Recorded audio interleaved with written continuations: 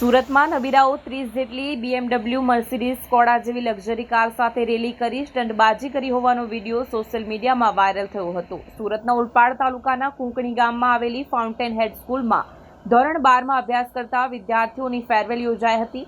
તેમાં હાજરી આપવા આવેલા વિદ્યાર્થીઓએ આ રીતે જાહેરમાં સીનસપાટા કરી કાયદાના લીરા ઉડાવ્યા હોવાનું સામે આવ્યું હતું। કોઈ નેતા કે મંત્રીનો કાફલો પણ આવી રીતે ના નીકળે જે રીતે વિદ્યાર્થીઓએ રેલી કાઢી હતી।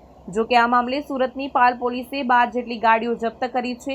હાથમાં કોલ્ડ ગન, કારની વિન્ડો પર બેસીને સીન સપાટા કરતા વિદ્યાર્થીઓ સામે હવે કડક કાર્યવાહી શરૂ કરાઈ છે। લક્ઝરી કાર લઈને વિદ્યાર્થીઓ ફેરવેલમાં પહોંચ્યા હતા। સુરત જિલ્લાના ઉલપાડ તાલુકાના કુંકણી ગામની ફાઉન્ટેન હેડ સ્કૂલમાં ધોરણ 12ના વિદ્યાર્થીઓની પરીક્ષા પહેલા ફેરવેલ રાખવામાં આવી હતી, જેમાં વિદ્યાર્થીઓ સ્કોડા, મર્સિડીઝ, BMW જેવી 30 જેટલી લક્ઝરી કાર લઈને નીકળ્યા હતા।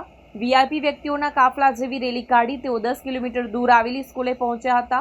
જો કે સોશિયલ મીડિયામાં જે વિડીયો વાયરલ થયો છે તેમાં કોઈ વિદ્યાર્થી રૂફટોપ પર ચડ્યો તો કોઈ કારની વિન્ડોમાંથી બહાર નીકળીને સ્ટન્ટ કરતા જોવા મળ્યા હતા।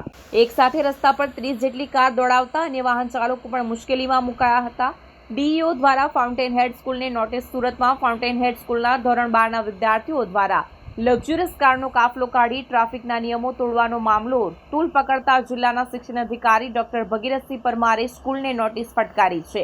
શાળાને સમગ્ર ઘટનાની વિગત આપવા અને જવાબદારી નક્કી કરવા જણાવ્યું છે। આજે સોશિયલ મીડિયામાં જે સ્કૂલના છોકરાઓ 12મા ધોરણમાં ભણતા છે એમણે ફેરવેલ પાર્ટી અનુસંધાને ગાડી લઈ અને નીકળેલા હતા એ બાબતનો જે વિડીયો વાયરલ થયો હતો એમાં વિડીયો આધારે 26 જેટલી ગાડીઓ છે આઈડેન્ટિફાઈ કરવામાં આવેલી છે અને 12 જેટલી ગાડી છે એને ડિટેન કરવામાં આવેલી છે। 9 જેટલા વ્હીકલ છે શહેરની બહાર છે અને બાકીના જે 5 વ્હીકલ છે એ લોકોનો સંપર્ક થયો છે તો એ રાત સુધીમાં કદાચ અવેલેબલ થઈ જશે। સમગ્ર ઘટનામાં તમામ વિદ્યાર્થીઓ વગર લાયસન્સના ગાડી ચલાવતા હોય એવી વાત સામે આવી છે।